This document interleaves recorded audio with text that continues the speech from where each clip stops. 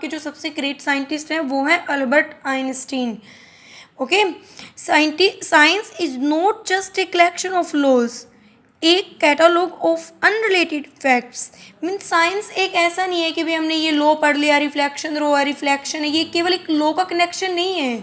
Science को आप एक जस्ट लॉ का कलेक्शन नहीं है, ये क्या है, एक ऐसी जो अनरिलेटेड फैक्ट्स होते हैं जिनके बारे में हम सोच नहीं सकते, उनका एक क्या है, हम बोल सकते वो है, उन सबको मिलाकर हम बोलते हैं ना, जैसे वो जो अनरिलेटेड फैक्ट्स होते हैं उनका हम बोल सकते हैं गुच्छ है साइंस। साइंस को आप अकेले ला की तरह ट्रीट मत करो। This is said by the Albert Einstein. It is a creation of human mind with its freely inverted ideas and concept. Science क्या है, ह्यूमन माइंड की क्रिएशन है। जब वो फ्रीली कुछ इनवाइट करता है, कुछ आइडिया लेके आता है और उनसे जब वो कुछ बनाता है तो वो आपकी एक साइंस है, चाहे वो आप कोई छोटा सा एक्सपेरिमेंट क्यों ना कर रहे हो। जैसे हम साइंस एग्जीबिशंस में करते हैं, वो सारी एक टाइप की साइंस ही है, क्योंकि वो हमारे माइंड की क्रिएटिव से आया है। तो साइंस को आप एक क्रिएटिविटी भी बोल सकते हो। The same scientist once remarked, the most incomparable thing about the world is that it is comparable। ये आपकी जो स्टेटमेंट है, ये स्टेटमेंट गिवन थी by the great scientist Albert Einstein. क्या थी उसकी, the most incomprehensible thing about the world is that it is comprehensible. Means incomprehensible का मतलब होता है समझना या जानने योग्य, समझने के योग्य। भी जो हमारा संसार है, वर्ल्ड है, उसके बारे में सबसे मतलब इस संसार को जो हम समझने योग्य देखो, वर्ल्ड को हम देखें तो साइंटिस्ट जी ने ये बोला था कि वर्ल्ड एक ऐसे टर्म है जिसको हम समझ नहीं सकते, लेकिन एक खासियत ये है वर्ल्ड को हम समझ भी सकते हैं। तो क्या है, उस ना समझने वाली थिंग्स की सबसे बड़ी खासियत ये है कि भी वो समझने योग्य है। जैसे हम लोग हैं, जो नॉर्मल लोग हैं, उनके लिए वर्ल्ड आप ईज़िली नहीं समझ सकते, लेकिन यदि हम साइंस को करेंगे, यदि उसके अंदर इन्वॉल्व होंगे तो हम ईजिली उस थिंग्स को समझ सकते हैं। इससे बेस्ट क्या है, जो चीज़ समझने के योग्य नहीं है और हम उसको भी समझ रहे हैं, तो इससे बेस्ट टर्म तो कोई हो ही नहीं सकती। ये आपका बोला था अल्बर्ट आइंस्टीन ने। This statement is based on a simple fact that the behavior of everything in this vast universe is governed by the some well-defined law। मतलब क्या है, उन्होंने इस बेस पे बोला था कि भाई हम हर एक चीज़ को ऐसे नहीं समझ सकते, लेकिन कुछ लॉ को हम डिफाइन करते तो उन चीज़ों को हम इजीली समझ सकते हैं।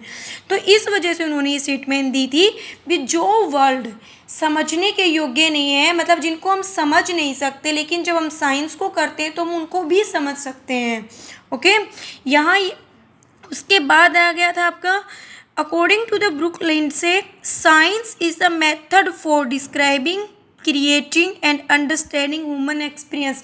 क्योंकि देखो, कोई ह्यूमन आपका एक्सपेरिमेंट कर रहा है, हम क्या कर रहे हैं, हम मान लो ऑब्जर्व भी कर रहे हैं, तो वो भी एक टाइप की साइंस ही है। हम उसको डिस्क्राइब कर ले, ऑब्जर्व कर ले, या तो साइंस आपका एक ऐसा मेथड है जिसके अंदर हम ह्यूमन एक्सपीरियंस को डिस्क्राइब, क्रिएट और अंडरस्टैंड कर सकते हैं।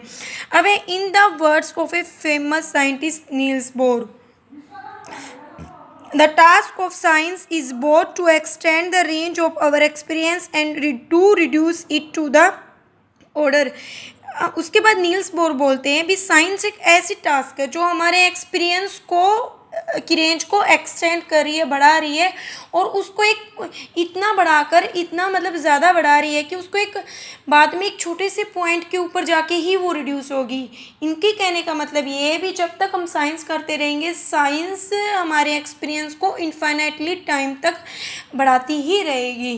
ठीक है, according to the Gerald Holton, science is ever unfinished quest to discover all facts, the relationship between things and the laws by which the world runs।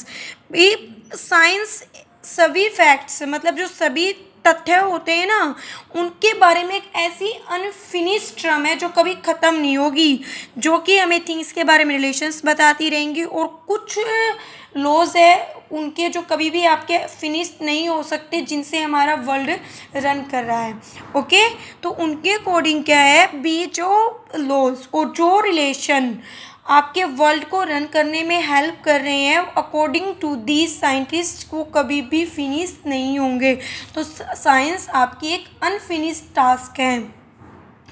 In the words of Philips Feynman, I would like not to underestimate the value of worldview, which is the result of the scientific effort. देखो, I would like not to underestimate the value of the world view. भी जो world का view है वो उनको under estimate नहीं करना चाहते, क्योंकि वर्ल्ड का व्यू ही आपका साइंटिफिक एफर्ट है।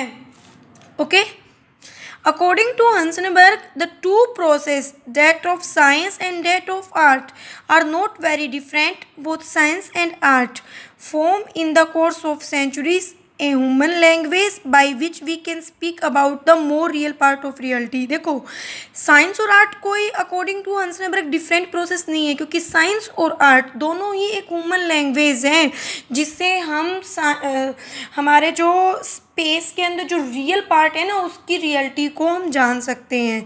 ठीक है, according to Heisenberg, both science and art form in the course of a century a human language by which we can speak about the more real part of the reality.